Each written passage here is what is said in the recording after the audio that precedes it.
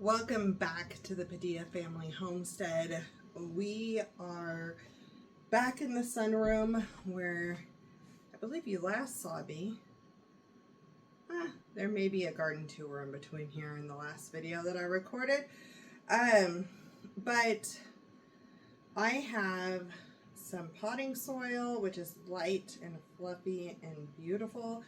This is the same potting soil that I used in the GreenStalk that I mixed with a garden soil. So I was really happy with the consistency of this, and we're going to use this to start our seeds.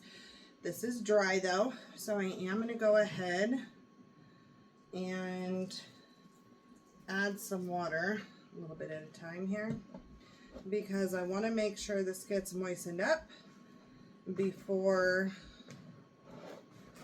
I put it into those seed trays and get the seeds in there. So we are getting ready to start the fall garden, which is why I'm wearing my Pumpkin Spice Life and my fall t-shirt. So I'm going to go ahead and just dump all of this in here because I'm pretty sure it needs it. So I'm going to get this all mixed in. So I have done planning for the fall garden a couple of different ways.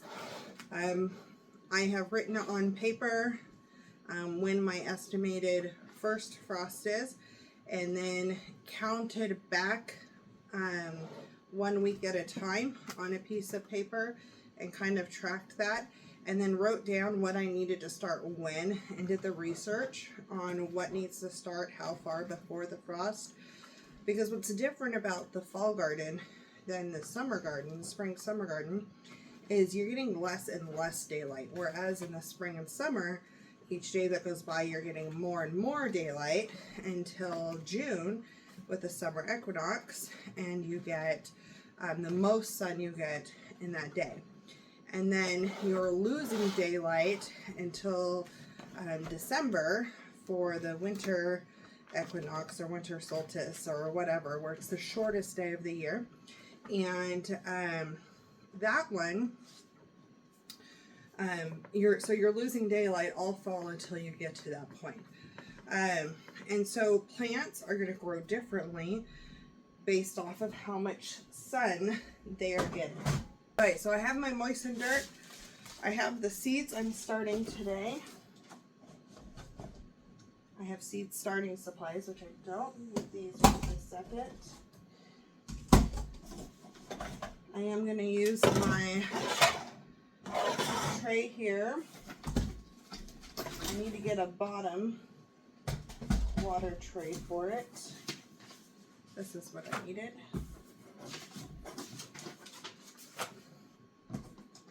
My pencil. And alright, so this tray has no holes, so I'm not going to drip water or dirt throughout, so that'll just sit in there. Okay, so what I'm doing is getting all my stuff together, but I want to tell you about this new app that I have been using. And while I'm kind of talking about this, I'm probably going to throw some clips up on the screen. Because I started using this a little last year when I was still in my apartment in California. It was okay. It helped me kind of gauge a couple of things when to start them because my timing was off a little bit. But I didn't have as big of a garden, and I also didn't have the need to do a layout the same way. There's all kinds of stuff that was different when I was purely container gardening versus gardening in beds. And so this year I started really using seed time, and you probably have heard about it. There's a lot of YouTubers who talk about seed time. So I did it last year and it was okay, but this year it was a game changer. Now, it kind of helped me in the spring when I started planting, well, in the summer, because we didn't build our garden beds till May. So I knew some of the stuff I was too late on to start, and I didn't even bother with my seeds, starting them. Some of the stuff I knew I still had time, and so I was able to kind of use that as a guide.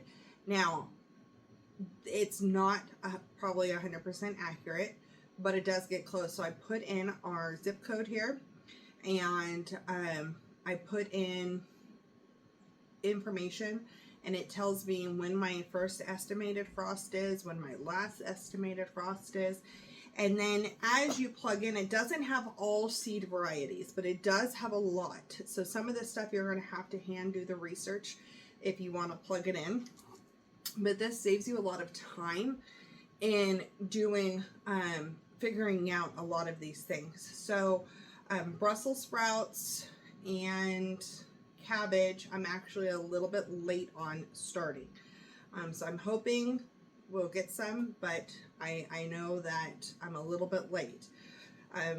But I was able to plug in all of these things and create, it tells me where it's automatically going to go. I can decide if I'm going to do a succession plant. And in the spring, succession plants kind of go after it. In the fall, I feel like if you're going to do successions, you need to move up your first one and push the envelope a little bit. I really didn't have a lot of time to do that this year with some of the stuff. Radishes, I still have time to.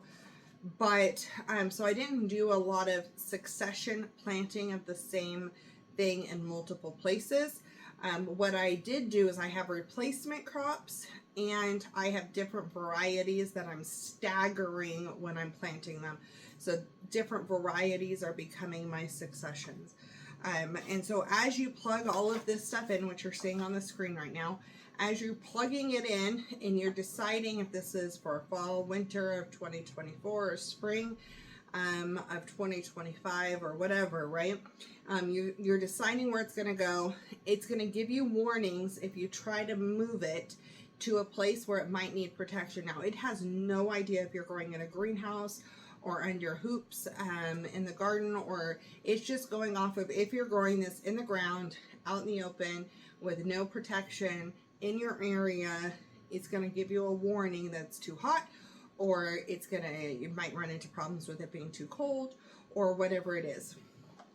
So the other thing that it gives you is the task list. And so you can, after you plug in all your stuff, you can go to the task tab, and on the task tab, it lets you choose, you can look at the day, right? You can look at what week you want to look at the tasks for. And you can also choose what you're going to see. So you get to decide what you're going to print out. So I actually have with me my task list for this week. And on here, I have which areas I need to do bed preparation for. I'm trying to hold it a little closer. So which areas you need to do bed preparation for, which areas I'm seeding for. So these are all the things I'm starting inside. And then also what things I am direct seeding, okay?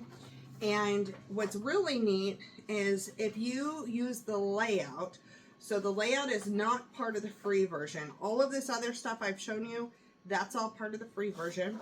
But if you use the layout where you're plugging it into your garden, and you build kind of your growing spaces, which I ended up doing this year, it's going to help me be more time efficient. So it was worth a little bit extra to have that time efficiency on, okay, I don't have to guess what am I putting where, as when I'm harvesting, what's going in next, and it's helping me stay efficient and flowing.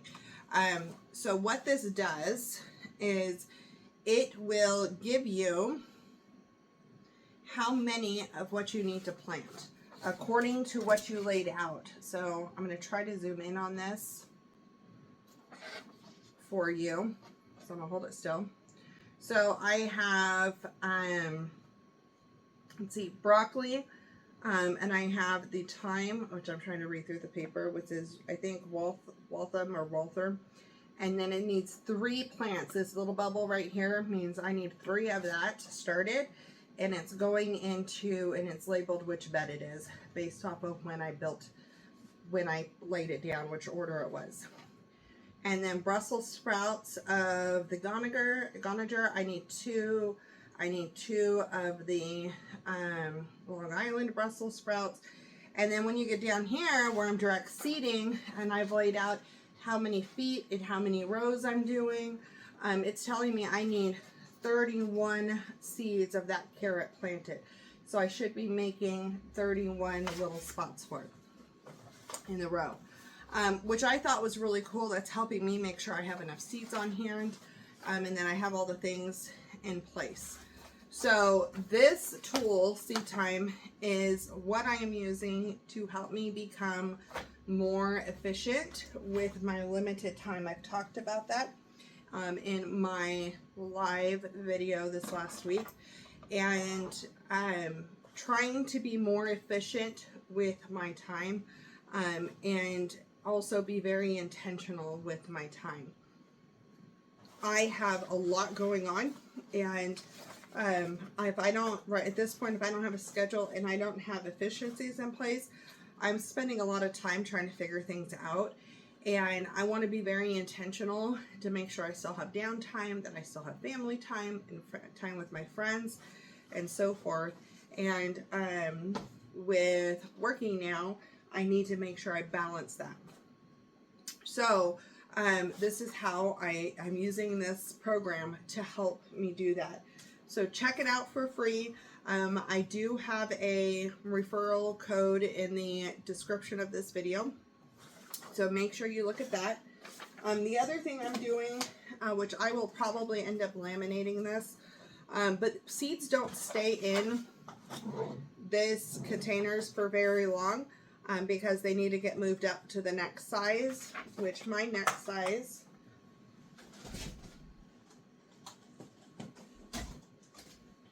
is the 2.5 inch cups. And so I'm not putting a bunch of labels in these right now. I'm going to have to figure out a labeling system for the other ones though, especially with multiple of us gardening.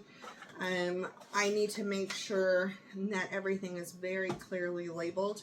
But when it goes into this, I have a map that I'm probably going to laminate, and this is my tried and true that I really like. I do like the fact that I can use a pencil on the paper though.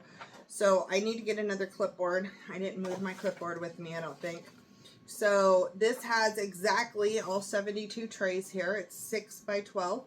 And so I have all of these laid out, and I will mark which side's going to be the front and which side's going to be the back. Usually I put a little clothespin on the side and mark where the clothespin is here. And then that allows me to keep track of what I am planting where.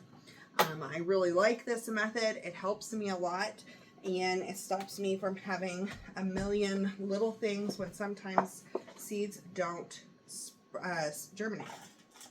So once they're growing, then I label in their next container. So I'm going to go ahead, not make a mess in my best friend's sunroom.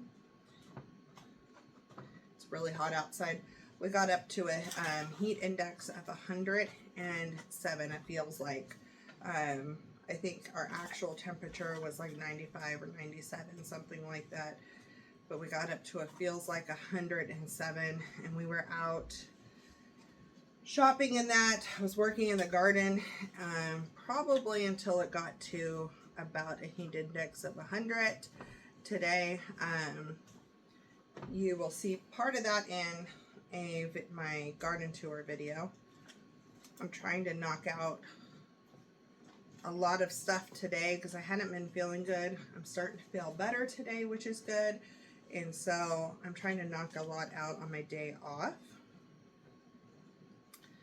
But it is warm, so I'm not going to start seeds outside.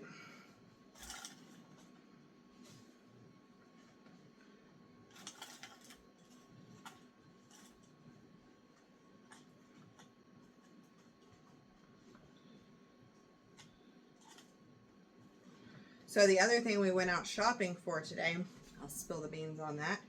I'm working on pest protection and frost cover. so frost protection and pest protection for some of these garden beds, because a lot of this stuff I'm planting, I do not want them to get eaten up. We've had really bad grasshoppers this year. You'll see on that, if you have, I think the garden tour is going to come out first. So you probably saw on the garden tour video that we had deer get into the garden and they ate all of my beets. I am not a happy camper with them. They ate my green bean plants, they ate all kinds of stuff. So it just helped me get my bed prepped a little earlier than I planned. So we went out and we were trying to figure out how we were going to cost effectively create a structure that is going to be able to be used for insect protection, but also be utilized when I need to for frost.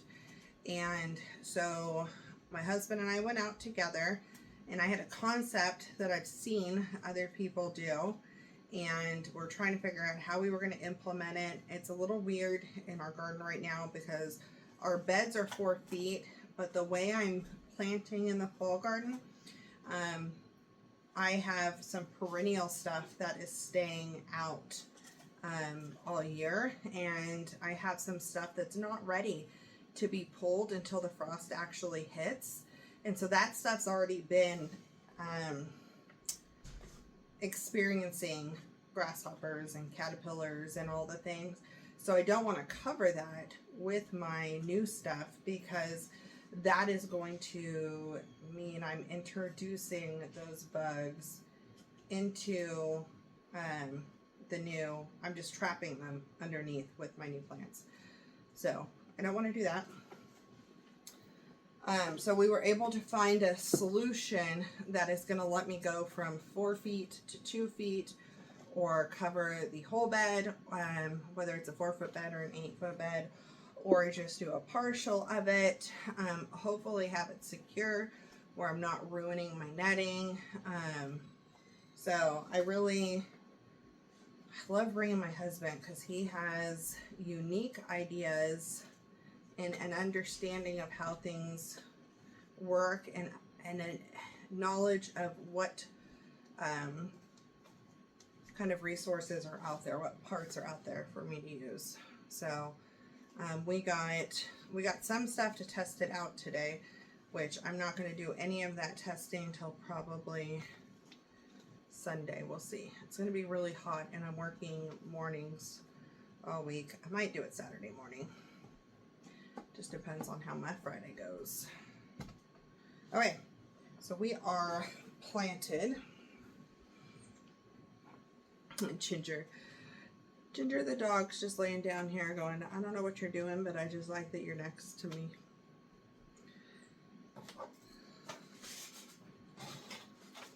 All right, so I have my map, which I just probably need to go over here.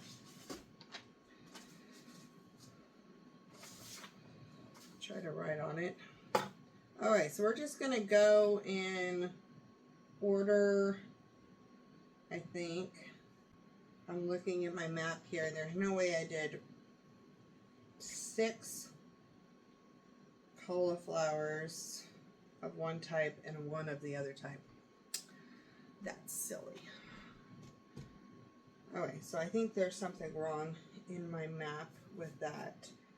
So I'm just going to roll with it here. Alright, so what's on top is Brussels sprouts, so I'm going to go with these.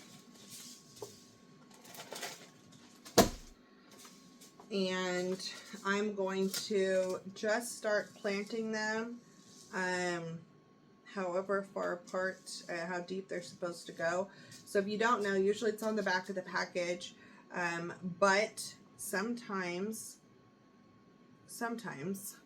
it doesn't say it, or sometimes you lose the package. And so the rule of thumb is you go twice as deep as it is wide. So these are not very big seeds. They're little round ones. And I'm just going to go, it says 1/4 inch to 1/2 inch. I'm just going to go 1/4 inch. So the reason why I'm starting these inside and not outside is because, I think I just want to, yeah, because I want to make sure they have successful germination and they don't bolt right off the bat. And no bugs eat them. So this says it takes 7 to 10 days to sprout, and the ideal temp is between 50 and 75. So as I just said a few minutes ago, it is way too hot outside for these right now. And so I'm not even going to bother trying to put them out, because that is just going to damage them. So let's see. I'm going to do red rhubarb, Brussels sprouts. And that goes there. So that's one of the perks of having somewhere to start them. So greenhouses are great. However, you have to find a way to keep them cool if it's hot out, or hot when it's cold out for certain things. And so if I'm going to be starting my seeds in a greenhouse that was outside right now, that greenhouse is going to be way hotter than outside even is. It's not really going to be protection. You need to do a cover over it. You need to make sure there's ventilation. There's all kinds of things you need. We don't have a greenhouse, and we do not have all the things that we need to make that greenhouse stay cooler during this time. So starting them inside the house is great in the summer, because you have your air conditioning going a lot of the times, and that allows you to make sure that you are having the correct temperature. Now in the spring, in the winter, when you're starting your spring seeds, a lot of times your house is still too cold, even though it's warmer than it is outside. And you can use heating mats to heat it up by like 10 degrees or something like that.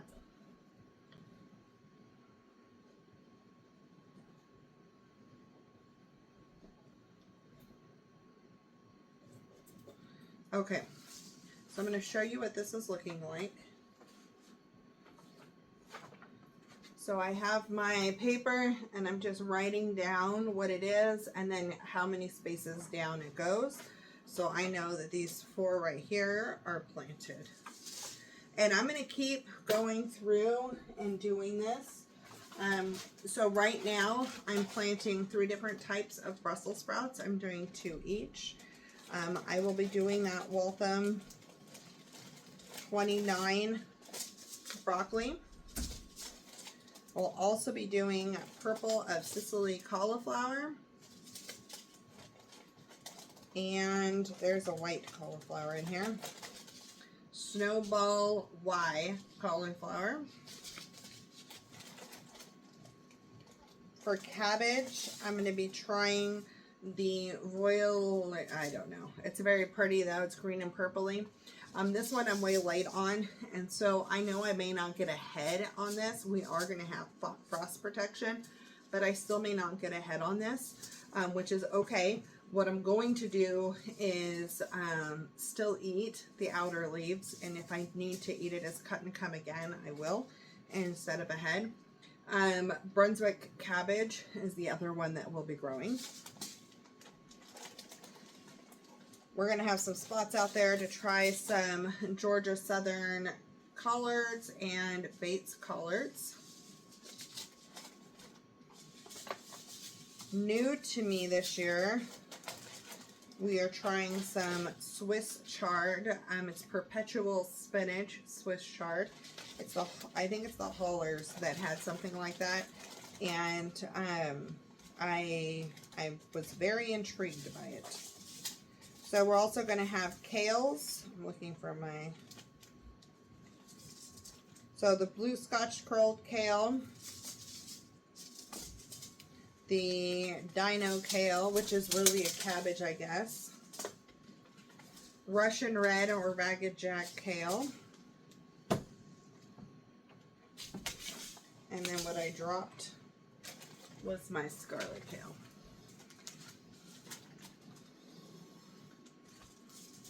So, and scarlet kale. And then we're going to have Japanese mustard. We're going to have a couple of calendulas. I will be starting some orange hat tomatoes for growing inside. And I am going to start some miniature white cucumbers to replace the ones that are dying outside. And that's all that I am starting right now. According to Seed Time, that is what I need to do for the moment. Anything after that, I will have a task for each week. And Sundays are going to be my seed starting day because I'm guaranteed to have that off of work. And so I will be doing seed starting every Sunday. And I'm very, very excited about that. As well, any week that I need to start seeds. So if I can't get it done on a Sunday, I have throughout the week to do it. But I should be able to knock them out. It doesn't take me a long time, especially if I'm not chitter-chattering. And that's part of the reason why I went ahead and filled this whole tray with dirt, because I'm going to have more that I put in here if I don't use it all. I do have one more of these trays in storage, so I can go and get that if I need it, which I'll know more today. Okay, so Brussels sprouts are all seeded. So we did the Groninger, Long Island Improved, and Red Rhubarb.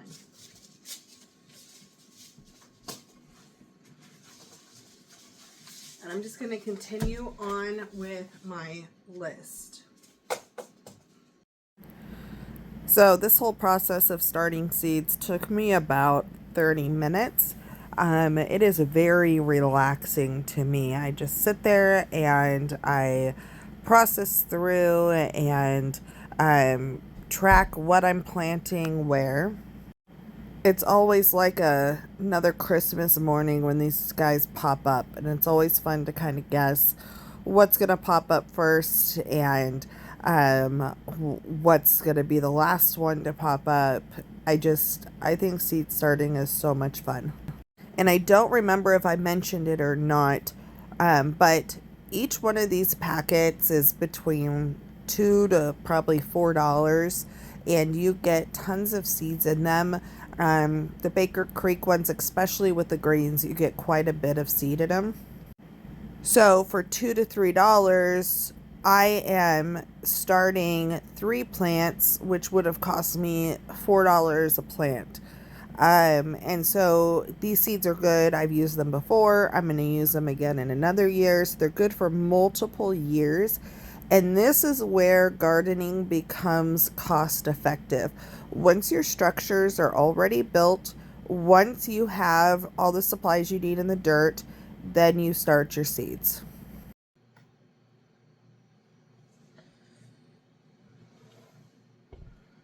Okay, so I am going to bring that guy up a little bit.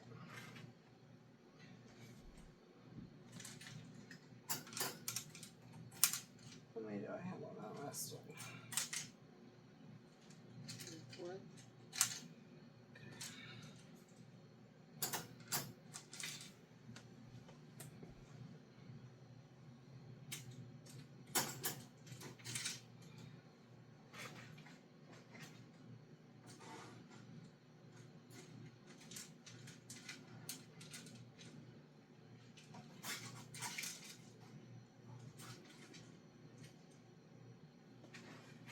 Okay. So that's going to give the lighting that we need for now. That's going to go, well actually I'm going to leave it over here. And I'm going to put the rest of my shelf, my seed starting stuff up here.